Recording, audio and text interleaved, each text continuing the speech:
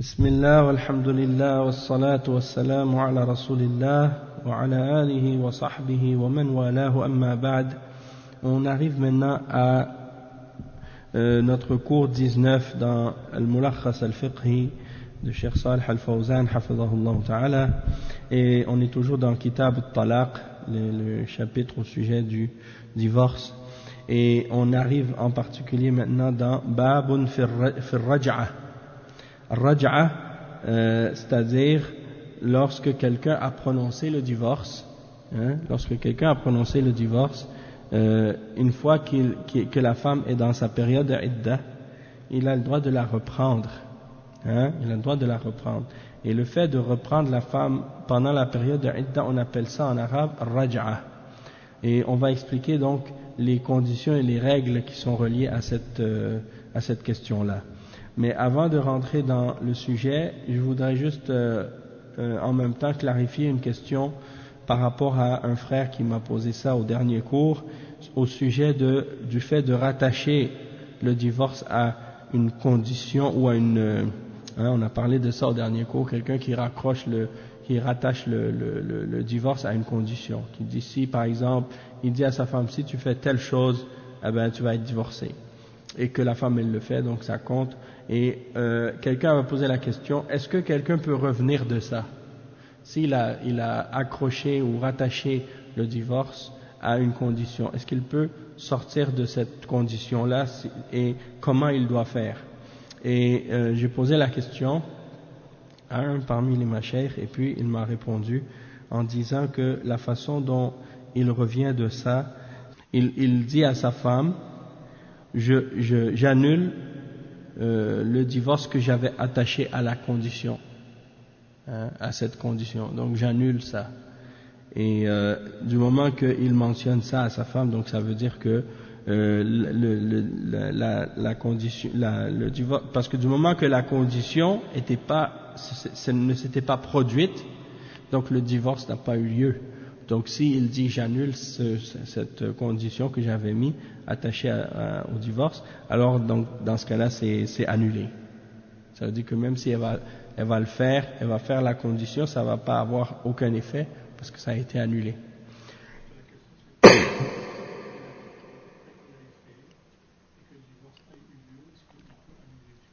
Ben si c'était après, une fois que ça s'est déjà produit, il peut pas l'annuler une fois que c'est arrivé.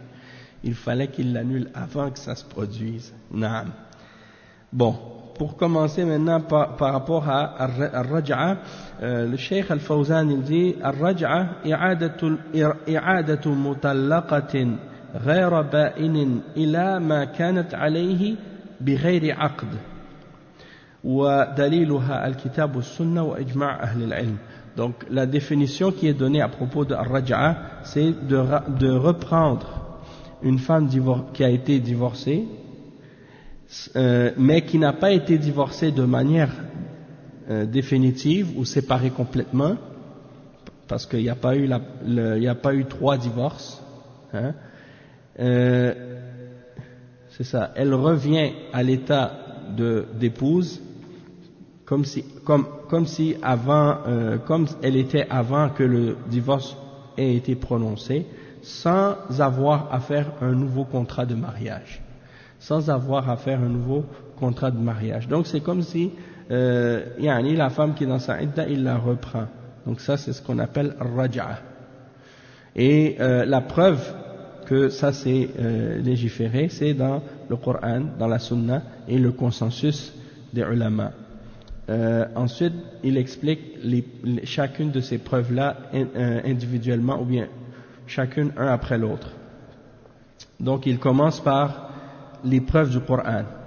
Donc, Allah subhanahu wa ta'ala, il dit dans le verset 228 dans Surat Al-Baqarah وَبُعُولَتُهُنَّ أَحَقُّ بِرَدِّهِنَّ فِي ذَلِكَ إِنْ أَرَادُوا إِصْلَاحًا وقوله تعالى الطلاق مرتان فإمساك بمعروف أو تسريح بإحسان. Et le verset 2 dans Surat Al-Talaq فإذا بلغن أجلهن فأمسكوهن بمعروف أو فرقوهن بمعروف. Donc les 3 versets que le cheikh a mentionnés au sujet de cette question. Le premier, c'est le verset 228 dans Surat Al-Baqarah. Donc, on va lire la traduction. Allah subhanahu wa ta'ala, il dit dans ce verset-là, وَبُعُولَتُهُنَّ أَحَقُّ بِ Donc il dit وَبُعُولَتُهُنَّ أَحَقُّ بِرَدِّهِنَّ فِي ذَلِكَ إِنْ أَرَادُوا إِصْلَاحًا. Donc il dit et leurs époux seront plus en droit de les reprendre pendant cette période s'ils veulent la réconciliation. D'accord? Donc ils auront le droit de la reprendre pendant cette période s'ils veulent la réconciliation. Le deuxième verset que le cheikh a mentionné, c'est le verset qui vient juste après. At-talaqu marratan. Le divorce est permis pour seulement 2 fois. Alors c'est soit la reprise conformément à la bienséance ou la libération avec gentillesse. Et l'autre verset qu'il a mentionné par la suite, parce que quand il dit at-talaqu marratan, c'est-à-dire il peut divorcer 2 fois, mais s'il prononce la 3e fois, après ça, il ne pourra plus la reprendre. Et l'autre verset, c'est un verset dans Surat At-Talaq. Le titre de la sourate, c'est At-Talaq, donc c'est le divorce. Et le sujet de la sourate, ça tourne autour de cette question. Donc, dans ce verset, Allah subhanahu wa ta'ala dit فَإِذَا بَلَغْنَا أَجَلَهُنَّ فَأَمْسِكُوهُنَّ بِمَعْرُوفٍ أَوْ فَرِّقُوهُنَّ بِمَعْرُوفٍ qui signifie Naam, c'est ça. Et puis quand elles atteignent le terme prescrit, retenez-les de façon convenable ou séparez-vous d'elles de façon convenable. Donc dans les 2 cas, il faut que ce soit fait de façon bil ma'rouf, de la manière qui est connue, qui est bonne, avec la bienséance, comme on dit, la bonne façon. Et le cheikh il mentionne des preuves de la sunna. أما السنة ففي قوله صلى الله عليه وسلم في قضية ابن عمر مره فليراجعها وطلق النبي صلى الله عليه وسلم حفصة ثم راجعها. Le cheikh il explique que dans la sunna la preuve qu'il y a al-raj'a, il y a beaucoup de preuves, mais là il a mentionné juste 2 exemples. L'histoire de Ibn Umar. Ibn Umar radiyallahu anhu qui avait divorcé sa femme pendant ses règles. Alors le prophète sallallahu alayhi wa sallam avait été très fâché de ça parce que c'est contraire à la sunna. Et il a dit à son père, Omar ibn al-Khattab, dis-lui, c'est-à-dire à ton fils, Abdullah ibn Omar, ordonne-lui de la reprendre.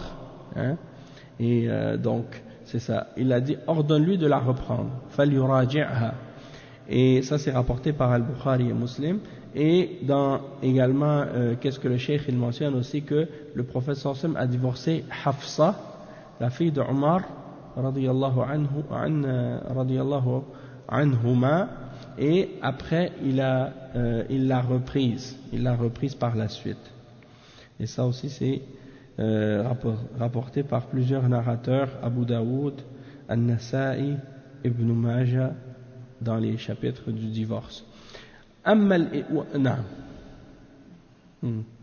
وأما الإجماع فقال ابن المنذر أجمع أهل العلم على أن الحر إذا طلق دون 3 والعبد إذا طلق دون 2 أن لهما الرجعة في العدة.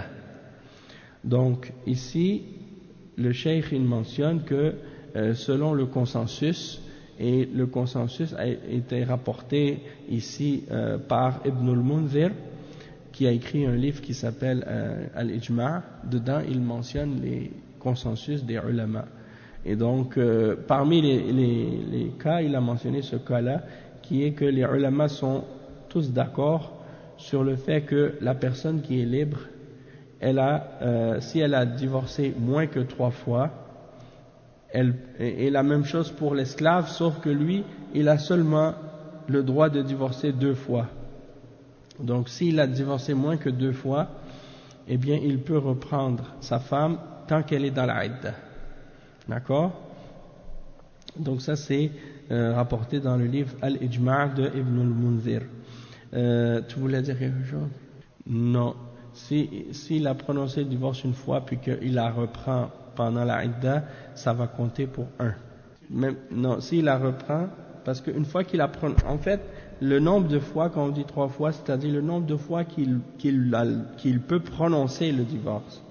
C'est pas le nombre de fois c'est-à-dire, par exemple, c'est ça. C'est-à-dire, si tant qu'il est dans la idda, il peut la reprendre, mais ça va quand même compter pour 1. C'est pour ça qu'il a juste 3 fois. Parce que si à chaque fois qu'il prononçait le divorce, et qu'il la reprenait, ça redevenait 1, eh ben, dans ce cas-là, ça arriverait jamais à 3. Donc, il y aurait pas ça aurait pas l'effet voulu. Oui, c'est ça. Donc, à chaque fois qu'il va prononcer le divorce et qu'il va reprendre sa femme, ça lui enlève une possibilité de divorcer. C'est ça. Et en fait, bon, c'est comme si, c'est une comparaison un peu bizarre, mais c'est comme quand il y a je sais pas, vous connaissez le baseball? Bon, le lanceur, il a 3 chances pour frapper, hein, et après 3, il est éliminé, hein, il est out. Bon, 3 strikes, you're out. Donc, le divorce, c'est 3 fois. C'est comme, tu as prononcé le divorce une fois, alors là, tu as la période de idda pour réfléchir, pour revenir sur ta position et corriger ça. Donc tu as des remords, tu as dit mais finalement pourquoi j'ai prononcé le divorce, j'aurais pas dû, j'aime ma femme, je veux rester avec elle, et tu t'es réconcilié avec elle. Donc tu retournes avec elle, tu la reprends, tu dis ok, je te reprends. Alors là, si tu la divorces une deuxième fois, hein, encore une fois, tu auras une période de 3 mois pour réfléchir, pour voir s'il n'y a pas moyen de réconciliation. Donc, et là, si tu l'as reprise encore une deuxième fois, là, ça veut dire que il te restait 2 fois, maintenant il te restera juste une. Si tu prononces le divorce encore une fois, alors là, tu pourras plus la reprendre par la suite. C'est pour ça que Allah il dit dans le verset At-talaqu marratan. D'accord? Et Ar-Raj'a donc, le cheikh il explique ensuite, il dit Wal hikmatu fi dhalik i'ta'u az-zawj al-fursa liyatarawwa wa yastadrik idha nadima ala at-talaq wa arada استئناف العشرة مع زوجته فيجد الباب مفتوحا أمامه وهذا من رحمة الله بعباده. Donc la sagesse de Raj'a justement, du fait qu'il puisse la reprendre sa femme pendant cette période de idda, c'est pour justement donner une période de réflexion au couple, au mari et à sa femme, pour qu'il revienne sur lui-même et s'il a des remords d'avoir prononcé le divorce, eh bien il peut se reprendre et reprendre la vie conjugale avec sa femme. Il trouve la porte ouverte devant lui et ça fait partie de la miséricorde d'Allah pour ses serviteurs. Et c'est pour ça qu'il ne faut pas prononcer le divorce 3 fois d'un seul coup, parce que si la personne elle divorce et elle prononce 3 fois le divorce au même moment, eh bien c'est comme si la porte elle était ouverte pour lui et là il vient de se la fermer d'un seul coup parce que il peut plus la reprendre par la suite, hein? Donc il faut ne pas dépasser les règles de la charia à cause de ça. Allah il t'a fait miséricorde, alors pourquoi tu la fermes? Peut-être que toi tu dis au moment où tu es fâché, où tu es en colère, tu dis je prononce 3 fois parce que de toute façon je ne veux plus la reprendre, je ne veux plus rester avec elle, je ne veux plus rien savoir. Tu dis ça à ce moment-là parce que tu es fâché, tu penses ça, mais après tu réfléchis quelques semaines après, quelques mois après, tu dis finalement pourquoi je la divorce? J'étais bien avec elle, elle a des défauts mais quand même elle a des qualités aussi. Et là tu commences à te remettre en question, puis là tu regrettes. Eh bien là il est trop tard maintenant, hein? C'est ça le problème. Et ensuite le cheikh il dit وأما شروط صحة الرجعة فهي ستة شروط. Le cheikh il a mentionné 6 conditions pour que الرجعة soit valide, pour que ça compte, pour que ce soit correct. Voici les 6 conditions. أولا أن يكون الطلاق دون ما يملك من العدد بأن طلق حر دون 3 وعبد دون 2 فإن استوفى ما يملك من الطلاق لم تحل له حتى تنكح زوجا غيره.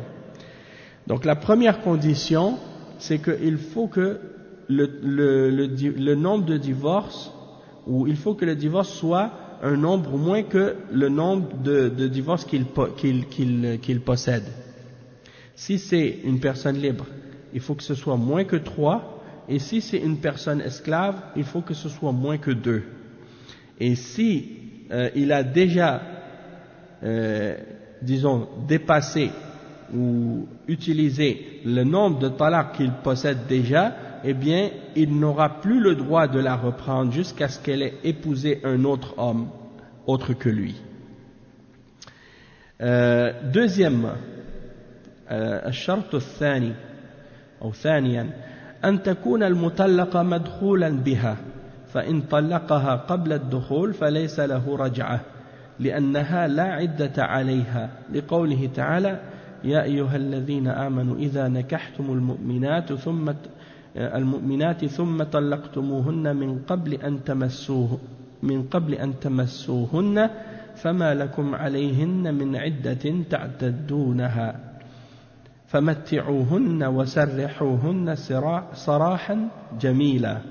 Donc la deuxième condition, c'est que cette femme cette femme que tu as prononcé son divorce, il faut que ce soit une femme avec qui tu as eu la consommation du mariage.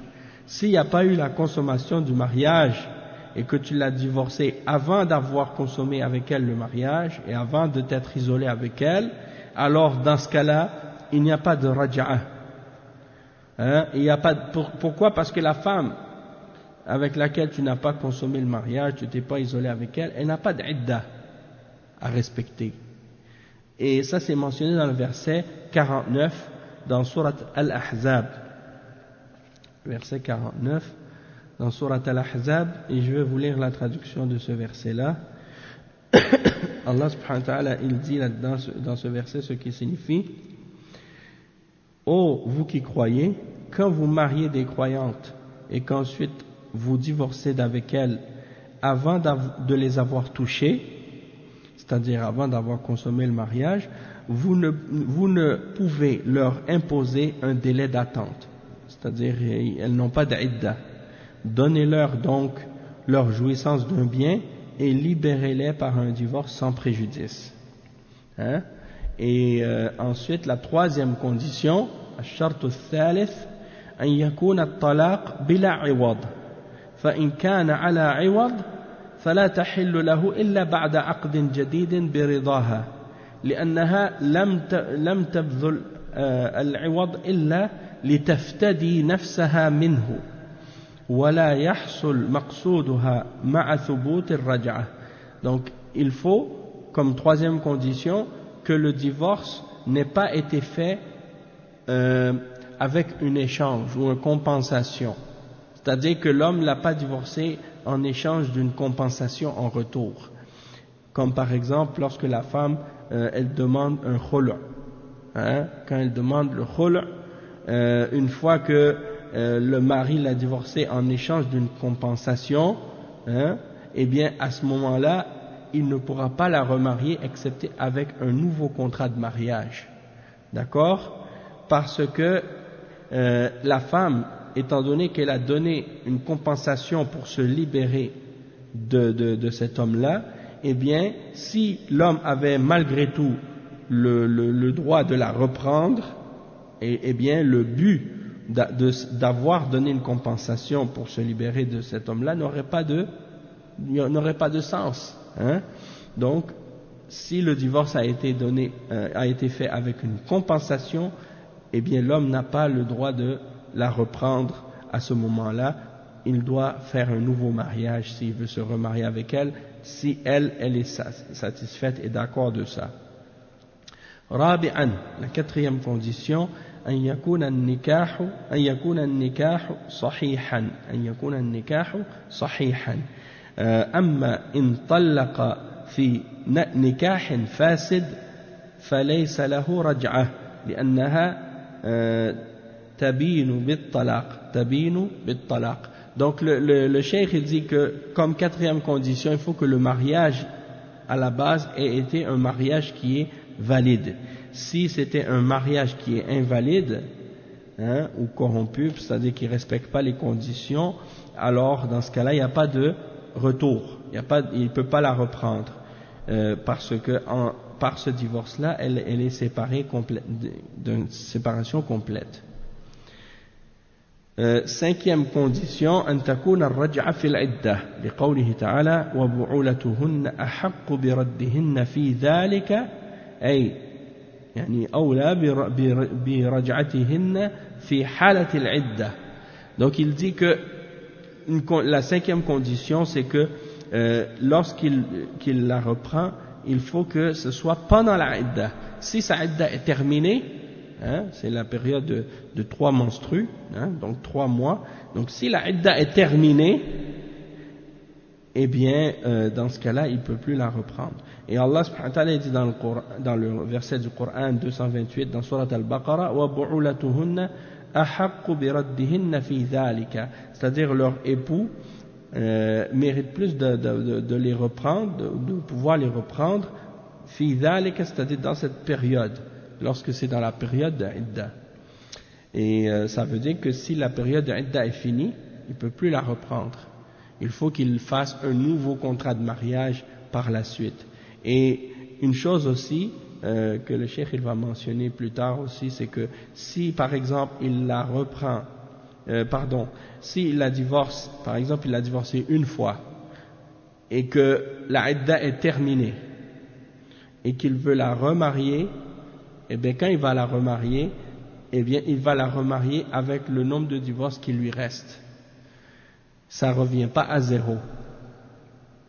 D'accord?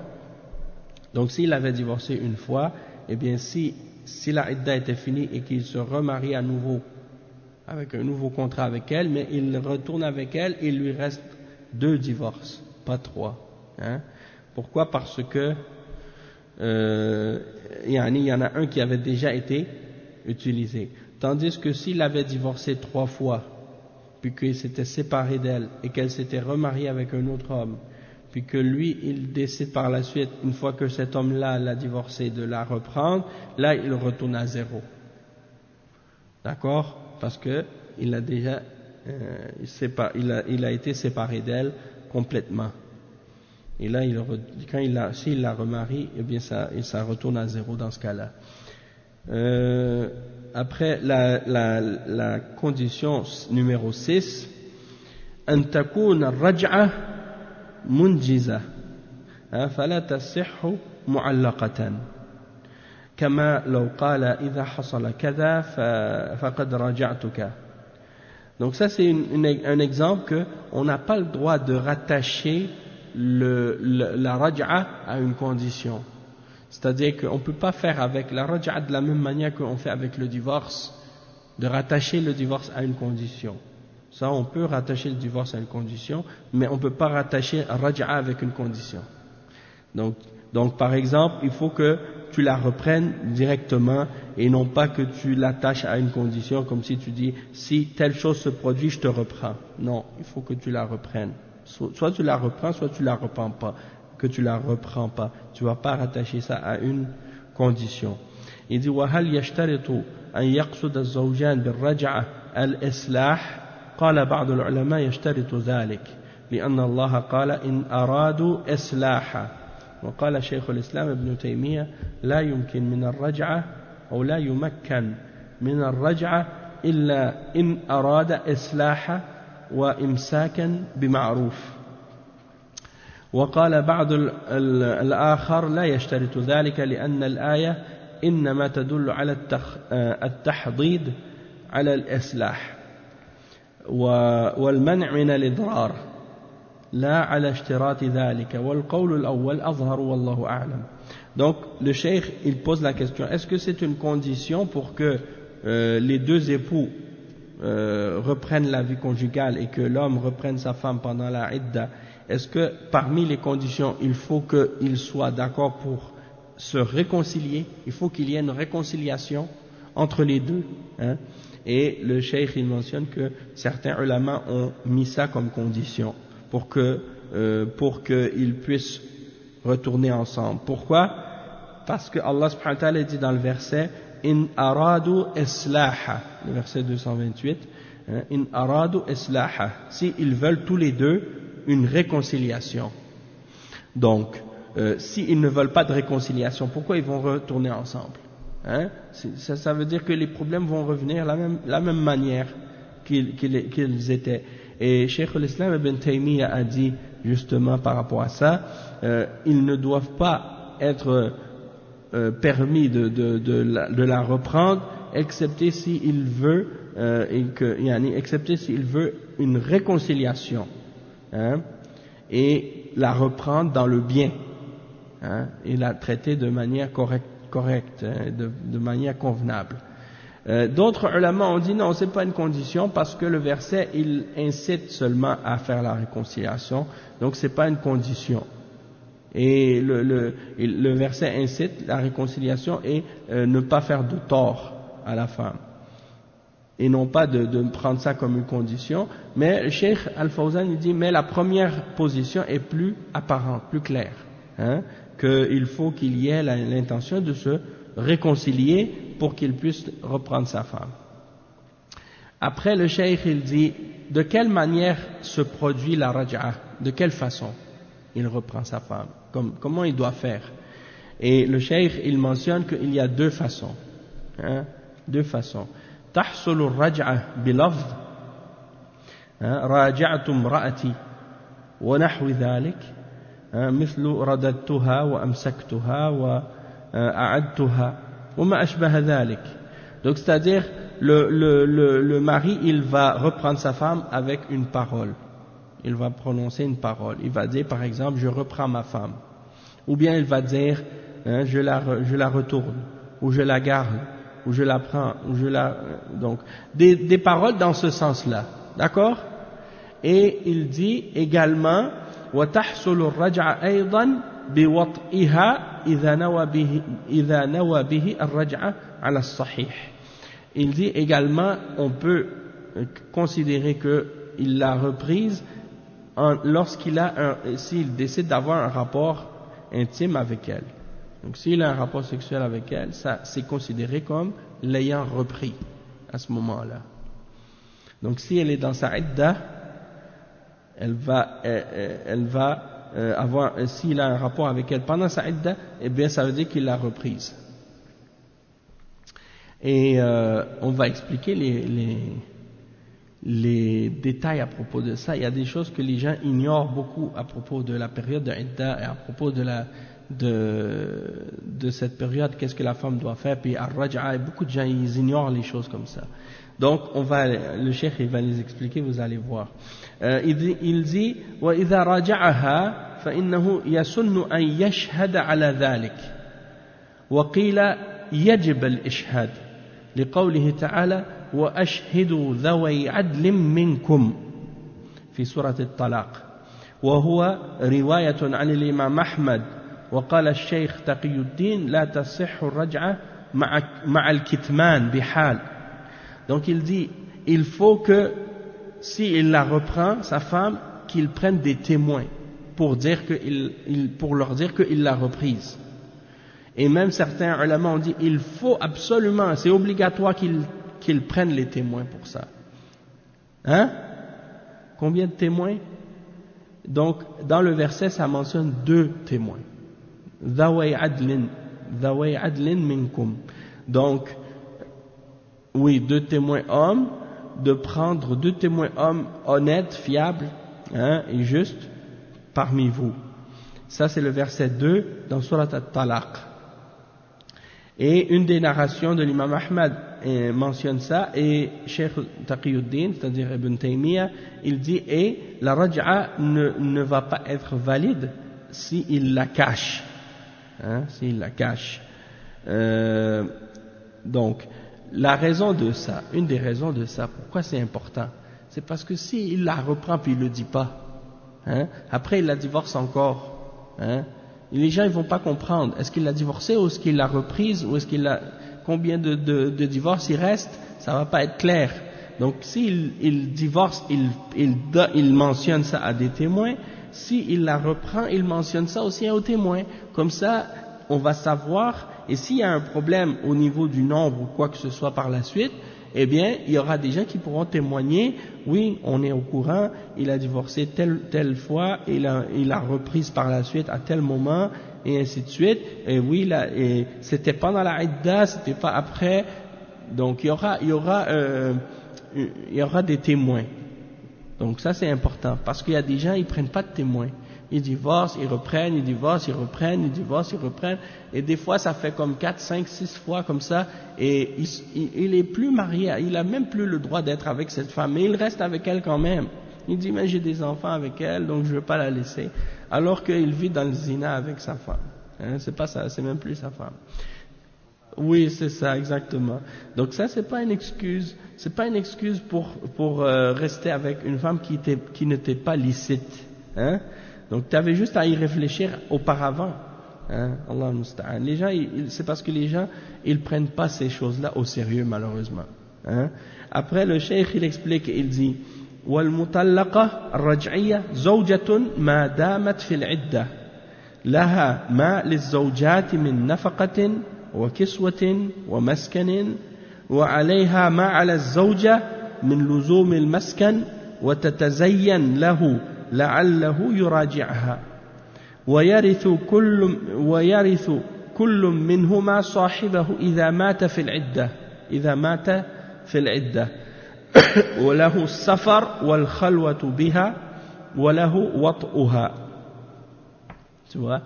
Donc la femme, si l'homme il a prononcé le divorce et qu'elle est encore dans la idda, elle est considérée encore comme sa femme pendant cette période de idda. Et elle a les droits d'une épouse normale. C'est-à-dire que pendant la période de idda, il doit lui donner son allocation, ses vêtements, le logement. Elle doit habiter avec lui. Et elle a les mêmes droits que n'importe quelle autre épouse a, et elle doit rester dans sa maison, elle doit s'embellir pour lui, pour l'inciter à la reprendre justement. Et si elle meurt, ou si lui il meurt pendant la idda, elle va hériter de lui, et lui va hériter d'elle. D'accord? Et il a le droit de voyager avec elle, de rester seul, isolé avec elle, et d'avoir un rapport avec elle, puisque s'il a un rapport avec elle, il va la reprendre. Donc, tout ça, c'est des choses, beaucoup de musulmans aujourd'hui, ils ignorent ça. Quand ils divorcent la femme, ils disent, allez, va-t'en. Ils la font sortir de la maison, alors qu'elle est supposée de rester pendant sa idda chez son mari, non pas chez ses parents. Si elle est chez ses parents, comment il va pouvoir faire la réconciliation? Et comment il va pouvoir justement discuter avec elle puis arranger les choses si c'est nécessaire? Ouais, ça le point que tu mentionnes là, c'est un point qui existe, c'est vrai, parce qu'on vit à une époque où souvent au lieu que ce soit la femme qui vienne vivre chez son mari, des fois c'est le contraire, c'est le mari qui va vivre chez sa femme. Et donc quand le mari va vivre chez sa femme, s'il la divorce, eh ben elle dit sors de chez moi, ou des choses comme ça. Alors là, c'est ça qui fait qu'il y a une part il y a une part des règles de la religion dans ce cas-là qui vont être inversées, parce qu'elle est chez elle. C'est toi qui vas sortir. Mais encore là, la femme pendant la période d'idda, elle doit rester avec son mari. Mais puisque c'est sa maison, ça devient un petit peu compliqué. Moi personnellement, je sais pas les détails des règles, comment ça se passe dans ce cas-là. Quand c'est la femme qui est chez elle, puis que l'homme il habite chez elle, est-ce que c'est la même chose que quand c'est la femme qui est chez son mari, ou c'est différent, ou est-ce qu'il y a des différences? Allahu a'lam, je ne sais pas. Mais disons que de façon normale, ça devrait être le contraire, que l'homme il devait habiter, la femme devait habiter chez son mari. D'accord? Donc ça c'est des exemples, j'ai vu des cas comme ça ici, surtout il y en a beaucoup. Ouais, ok. Ouais, non, je comprends. Ben si c'est sûr que si les enfants sont petits, ils vont rester avec leur mère. Si les enfants sont plus âgés, dans ce cas-là, ils vont rester avec leur père en principe. Ben, en tout cas, c'est vrai que dans la pratique, des fois, dans la réalité, les choses se passent pas toujours de cette façon-là. Donc, c'est comme on dit, c'est un petit peu plus compliqué parfois. Mais là, bon, c'est comme on dit au cas par cas, comment les gens vont régler leurs problèmes. Ça, c'est différent dans certains pays, comme on dit, à cause des coutumes qui ont pris le dessus sur les règles de la religion des fois. Mais sinon, l'important, c'est juste de comprendre de façon générale qu'est-ce que c'est les règles en principe dans la charia, comment ça doit se faire selon le Coran et la Sunna. Mais par la suite, si dans certains pays il y a des contradictions à ces règles-là, eh ben c'est de voir comment faire pour réparer ça ou régler ça. C'est ça, parce que le divorce c'est quelque chose qui est pas bon à la base et qui est découragé. Donc il y a toutes les règles de la charia qui ont été établies dans le but d'encourager la réconciliation. Les gens quand ils sont en colère ou quand ils sont fâchés ou quand ils sont arrivés au point où ils détestent la personne avec qui ils sont mariés, par exemple, à cause des mauvais comportements, à cause des péchés, à cause de beaucoup d'autres choses, eh bien, ça arrive que la personne, elle dit, non, moi, je veux plus rester une journée de plus avec la personne, je veux même plus la voir, je peux plus la supporter, même la sentir, hein. Voilà, c'est ça. Le prophète il a dit la tardab, al-ghadab, ça fait partie des choses très très dangereuses parfois. Et il y a des crimes et des péchés qui sont commis à cause de ça, à cause de la colère. Parce que quand la personne est en colère, parfois elle fait des choses qu'elle réfléchit pas, hein. Elle réfléchit pas à qu'est-ce qu'elle fait, puis après elle regrette. Donc la colère c'est très très mauvais. Puis ça devrait c'est-à-dire, comme on l'a déjà expliqué, les couples musulmans, ils devraient essayer toujours d'agir avec eux, entre eux, de la meilleure façon et du bon comportement et d'un comportement noble et honorable et de faire en sorte que même s'il y a des conflits ou de l'adversité, de rester noble, de rester honorable. Comme ça, c'est ça bil ma'rouf, hein. فَأَمْسِكُوهُنَّ بِمَعْرُوفٍ أَوْ سَرِّحُوهُنَّ بِمَعْرُوف. Donc tu vas séparer, mais tu gardes ta noblesse et tu agis comme un homme noble, hein, et elle agit comme une femme noble et comme une femme honorable dans toutes les situations, que ce soit dans l'adversité ou dans la complicité ou dans toutes les situations. C'est sûr que c'est facile à dire, mais c'est des choses qu'on doit faire l'ijtihad. C'est des choses qu'on doit faire l'ijtihad, c'est-à-dire il faut se forcer pour essayer d'être comme ça. Parce que c'est sûr que c'est pas notre premier instinct, hein. C'est pas notre premier instinct d'être comme ça avec quelqu'un qui nous montre des choses que nous on n'aime pas, ou qui agissent avec nous d'une manière qui nous déplaît. Mais c'est quelque chose, on devrait essayer de se forcer à ça. Et des fois il faut pas répondre. La femme elle va dire quelque chose. Tu fais la sourde oreille, tu fais comme si tu n'entends pas. Si tu commences à lui répondre à chaque petit truc qu'elle te dit, eh ben, c'est ça qui va faire escalader les choses parfois, hein. Elle te dit une chose que tu n'aimes pas, alors toi tu lui réponds une chose qu'elle n'aime pas, pour lui, tu dis, elle m'a frappé, je la frappe aussi avec des mots. Et elle va te dire une autre chose plus dure encore, toi tu vas lui répondre une chose plus dure encore. Et ça, le plus sage des deux, c'est celui qui s'arrête le premier et qui dit non, moi je ne vais pas rentrer dans ce jeu-là, j'arrête, hein, je me tais. Et puis quand tu commences à à comprendre que la chose commence à dégénérer, tu vois que c'est le shaitan qui est en train de mettre l'huile sur le feu. Donc là, tu essaies de calmer l'affaire. Hein?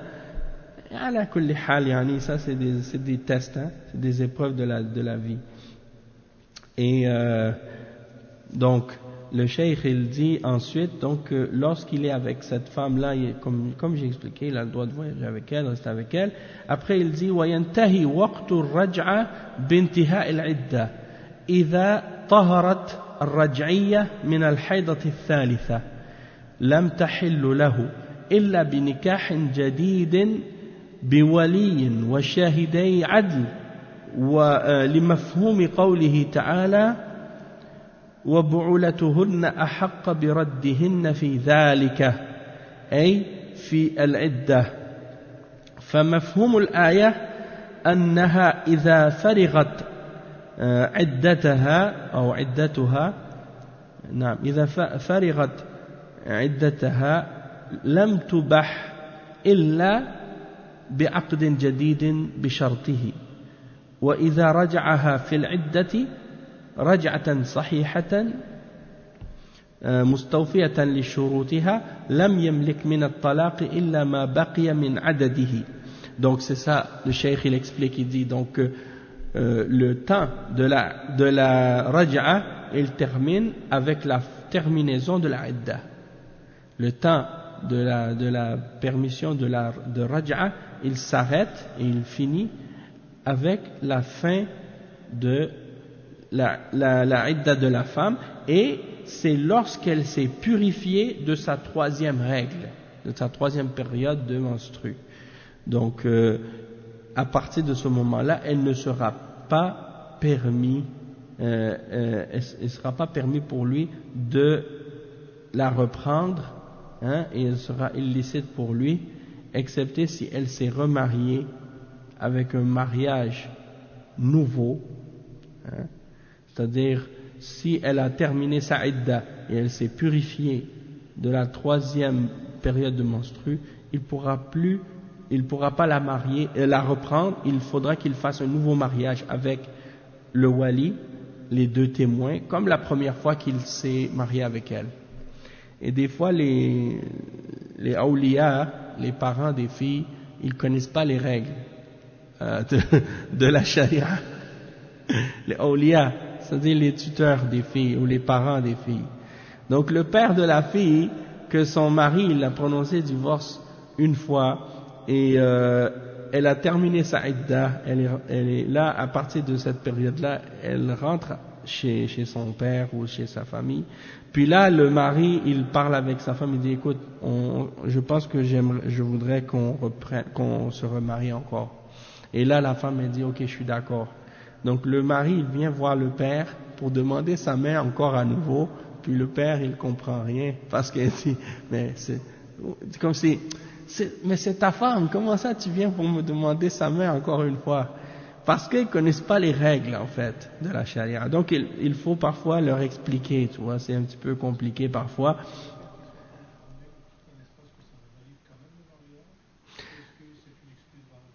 Ben c'est-à-dire le fait qu'ils ouais ben il faut, c'est ça, le fait qu'ils le savent pas c'est pas une excuse pour le rendre valable. Il faut juste lui expliquer au père que dans des situations comme ça le mariage est terminé, il faut refaire un nouveau mariage. Donc il faut avoir les deux témoins, le wali, le mahar et tout ça, et là faire une walima encore et tout, comme la première fois, hein. Donc là, peut-être le père, il va trouver ça étrange, mais il faut lui expliquer que ça, c'est comme ça dans la religion, il faut faire les choses comme il faut, hein. Et, ouais. Toi, tu voulais savoir, est-ce que si la personne, elle l'a pas fait, puis qu'elle continue à vivre avec la femme, c'est ça, sans avoir fait un nouveau mariage, est-ce que ça va être correct? Ok, toi tu parles par rapport à la personne qui sait pas. Ouais. Ouais, de l'ignorance, ouais. Ouais. Bon, les ulama, ils classifient l'ignorance dans des règles de la charia en deux catégories. L'ignorance qui est comme dans le cas où la personne elle avait aucun moyen d'apprendre parce que dans son milieu ou dans son entourage il y a personne qui est connaissant de ça et il y a les références et les ressources sont pas disponibles.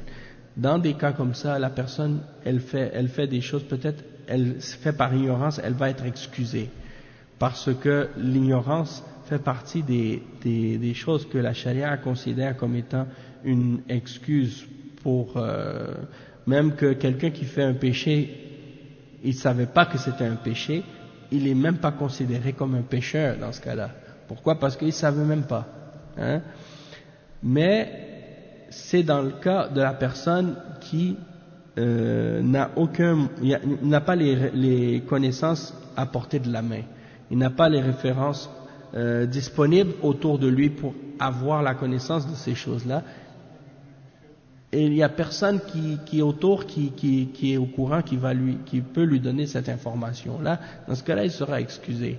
Mais le cas de la personne qui ne peut pas être excusée de son ignorance, c'est celui qui est volontairement ignorant. Dans le sens que toutes les choses sont disponibles, la connaissance est disponible, toutes les choses sont à portée de la main. Et il peut apprendre et il peut chercher à savoir s'il veut, mais il fait volontairement preuve d'ignorance parce qu'il néglige la quête du savoir. Et il ne va pas aller se renseigner, il ne va pas aller poser la question, il ne va pas aller demander. Alors là, dans ce cas-là, oui, il ne sera pas excusé de son ignorance dans ce cas-là. Parce que il n'a pas d'excuse d'être ignorant de ça. C'est ça, il n'a pas fait d'effort du tout pour savoir. Donc c'est ça la nuance en fait à propos de cette question-là. Et le cheikh il explique que une fois que la personne elle a décidé comme elle va reprendre sa femme, elle va refaire un nouveau mariage. Donc ça c'est lorsqu'il l'a reprise pendant la idda. Non, après, pardon. Donc lorsqu'il a divorcé la femme et que la idda est finie, alors là il ne peut plus la reprendre, il doit faire un nouveau mariage avec le wali, les deux témoins, hein, le mahr et ainsi de suite. Et ça c'est basé sur la preuve du verset 228 dans Surat Al-Baqarah wa bu'ulatuhunna ahaqqu biraddihinna fi dhalik. Donc si il l'a reprise pendant la idda, ça c'est correct, mais une fois que la idda est terminée, ça veut dire qu'il n'a plus le droit de la reprendre, excepté avec un nouveau contrat de mariage et selon les conditions du mariage. Et il dit فَإِذَا رَجَعَهَا فِي الْعِدَّةِ, s'il l'a reprise dans la idda et qu'il l'a reprise d'une manière qui est correcte et qui respecte les conditions de raja'a, eh bien dans ce cas-là il ne va lui rester de divorce que le nombre qui lui reste. Donc s'il l'a divorcée une fois et qu'il l'a reprise, eh bien il va lui rester deux. Ensuite le cheikh il dit وَإِذَا اسْتَوْفَى مَا يَمْلِكُ مِنَ الطَّلَاقِ حَرُمَتْ عَلَيْهِ حَتَّى يَطَأَهَا زَوْجٌ غَيْرَهُ بنكاح صحيح فيشترط لحلها للأول 3 شروط: أن تنكح زوجا غيره، وأن يكون النكاح صحيحا، وأن يطأها الزوج الثاني في الفرج، لقوله تعالى فإن طلقها فلا تحل له من بعد حتى تنكح زوجا غيره، فإن طلقها فلا جناح عليهما أن يتراجعا إن ظن أن يقيما حدود الله. Donc ici le cheikh dit donc une fois que l'homme il a dépassé le nombre des divorces qu'il lui reste, il a divorcé 3 fois, eh bien elle devient interdite pour lui, la femme, à ce moment-là, et il dit qu'il ne pourra jamais la remarier jusqu'à ce qu'elle se soit mariée elle-même avec un autre homme dans un mariage qui est valide, et pour qu'il puisse la remarier après, c'est-à-dire pour que ce soit possible pour lui de la remarier après cet homme-là, eh bien, il faut que le mariage qu'elle a fait avec l'autre homme, le deuxième homme, soit en accord avec 3 conditions. Son deuxième mariage, son mariage après que l'homme il l'ait divorcé 3 fois, le deuxième mariage qu'elle va faire, ou le mariage qu'elle va faire avec l'autre homme, doit respecter 3 conditions. La première condition, c'est que, premièrement, c'est qu'elle marie un autre homme que lui. Donc il ne faut pas que ce soit lui, parce que lui, il n'a plus le droit de la marier tout de suite, maintenant, puisqu'il l'a divorcée 3 fois. La deuxième condition, c'est qu'il faut que le mariage soit un mariage qui est valide. Hein? C'est-à-dire qu'il ne faut pas que ce soit un faux mariage. Peut-être qu'il y a des gens, ils vont dire, marie-toi avec ma femme, c'est comme ça, juste un mariage symbolique, mais tu ne vas pas la toucher. Exactement. Al-Muhallil, ils appellent ça Al-Muhallil. Et ça, Nikah al-Tahlil, et ça c'est interdit. Et il a dit, et troisième condition, il faut qu'il ait un rapport sexuel avec elle dans ses parties intimes. C'est-à-dire, il faut qu'il y ait pénétration. Sinon, ça ne va pas compter. Et c'est pour ça qu'à l'époque du prophète sallallahu alayhi wa sallam, je me rappelle qu'il y avait un sahabi qui avait demandé à un autre d'épouser sa femme. Il savait que cet homme-là, qu'il était impuissant. Donc il a dit, marie ma femme, et puis après tu vas la divorcer, puis je vais la reprendre. Et le prophète sallallahu alayhi wa sallam, il a dit non, jusqu'à ce qu'il goûte son petit miel et elle goûte son petit miel. Hein? حتى تذوقي من عسيلته ويذوق عسيلتها. Et c'est pour ça que les ulama, ils ont dit, une des conditions, il faut qu'il ait une érection. L'homme, il faut qu'il soit capable d'avoir une érection pour avoir les rapports avec la femme. Sinon, ça ne va pas compter. Et il cite le verset 230 dans Surat Al-Baqarah, qui parle de ce sujet-là. 230. Allah subhanahu wa ta'ala, dans ce verset-là, il parle de cette question. Il dit, s'il divorce avec elle la 3e fois, alors elle ne lui sera plus licite tant qu'elle n'aura pas épousé un autre. Et si ce dernier la répudie, alors les deux ne commettent aucun péché en reprenant la vie commune, c'est-à-dire en refaisant un nouveau mariage, pourvu qu'ils pensent pouvoir tous les deux se conformer aux ordres d'Allah.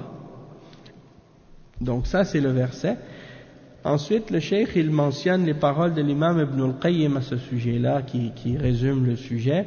Il dit wa ibahatuha lahu ba'da zawjin min a'zam an-ni'am wa ja'at shari'atu at-Tawra bi ibahatiha lahu ba'da at-talaq ma lam tatazawwaj thumma ja'at shari'atu al-Injil بالمنع من الطلاق البتة وشريعتنا أكمل وأقوم بمصالح العباد فأباح له 4 وأن يتصر بما شاء وملكه أن يفارقها فإن طاقت نفسه إليها وجد السبيل إلى ردها ممكنا فإذا طلقها الثالثة لم يبق له عليها سبيل بردها إلا بعد نكاح ثان رغبة. انتهى كلامه. أي لا بد أن يكون نكاح الثاني لها رغبة فيها لا نكاح حيلة يقصد به تحليلها للأول وإلا كان تيسا مستعارا كما سماه النبي صلى الله عليه وسلم ونكاحه باطل ولا تحل به للأول والله أعلم. Donc le cheikh il explique que, en tout cas l'imam Ibn al-Qayyim il explique que Allah subhanahu wa ta'ala il a permis au mari de reprendre sa femme une fois qu'il l'a divorcée. Et il dit, tandis que la charia, il a permis à l'homme, il dit dans la Torah, il a permis à l'homme de prendre sa femme après l'avoir divorcée, tant qu'elle ne s'est pas remariée. Et il dit, et la charia de l'Injil, l'évangile, elle interdit complètement le divorce. Tandis que notre charia est plus complète, plus parfaite et plus en accord avec les intérêts des hommes. Elle permet à l'homme d'avoir 4 femmes, donc déjà ça c'est de 1. Deuxièmement, elle permet de prendre le nombre qu'il veut d'esclaves, s'il est capable, et si c'est possible, et il lui a donné la possibilité de les divorcer, si il n'est pas capable de la supporter. Puis il a la possibilité de la reprendre, une fois qu'il a prononcé le divorce. Et une fois qu'il a divorcé 3 fois, eh bien il n'aura plus de moyen de la reprendre, excepté après qu'elle se soit remariée avec un autre homme avec désir. C'est-à-dire qu'elle ait vraiment voulu se remarier avec un autre homme et que ce mariage-là ait été désiré. Et le Cheikh Al-Fawzan, il termine ce chapitre en disant que donc la femme, quand elle se remarie la deuxième fois après son mari, quand elle se remarie avec un autre homme, eh bien il faut que ce soit parce qu'elle désire ça, et non pas pour juste se rendre halal à son premier mari. Sinon, cet homme-là avec qui elle se marie pour se rendre halal à son premier mari, c'est comme on appelle tays musta'ar. C'est comme un genre de les animaux qu'on a prêtés pour, comment on dit,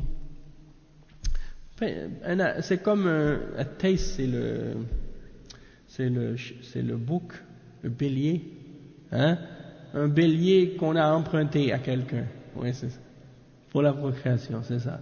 Donc il dit, le prophète sallallahu alayhi wa sallam, il a appelé l'homme qui donne sa femme à un autre homme pour qu'il la rende halal, comme si c'était un tays musta'ar.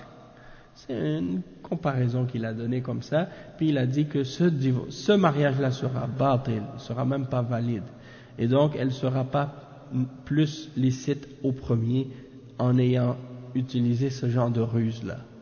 Elle ne redeviendra pas licite au premier, même si elle fait ça. Donc, ça c'est qu'est-ce qui vient conclure le chapitre de Ar-Raj'a. Et donc ça c'est pour aujourd'hui. Le chapitre suivant c'est Ahkam al-Ila, et l'autre chapitre qui suit après c'est Ahkam al-Zihar, et l'autre après c'est Ahkam al-Li'an. Donc أحكام لحوق النسب وعدم لحوقه وأحكام العدة. Donc أحكام العدة, il y a un chapitre, c'est ça, parce que des fois les frères ils posent des questions sur la idda, et il faut savoir qu'il y a différentes sortes de idda selon le cas. Soit la femme qui est divorcée, la femme qui est divorcée 3 fois, la femme qui est divorcée qui n'a pas ses règles, la femme qui est divorcée qui est ménopausée, la femme qui est divorcée qui son mari est mort, la femme qui est pas divorcée mais que son mari est mort, elle est veuve, donc sa idda c'est quoi? Tout ça, la femme dont est divorcée puis qu'elle est enceinte, chacun ils ont une idda spécifique. Et ça c'est pour ça que c'est important de connaître les règles à ce sujet-là. Et le cheikh il a mis un chapitre sur ce sujet-là en particulier.